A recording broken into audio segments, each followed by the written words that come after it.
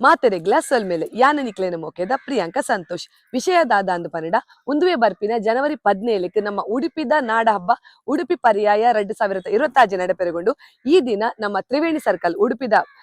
famous hotel Triveni circle ನಮ್ಮ ಮದನ್ ಮಣಿಪಾಲ್ ಅಂಚನೆ ಬಾಲಕೃಷ್ಣ ಶೆಟ್ಟಿ ನಿಟ್ಟೂರು ಮೊಕಲೇನ ಮುತಾಲಿಕೆಡ್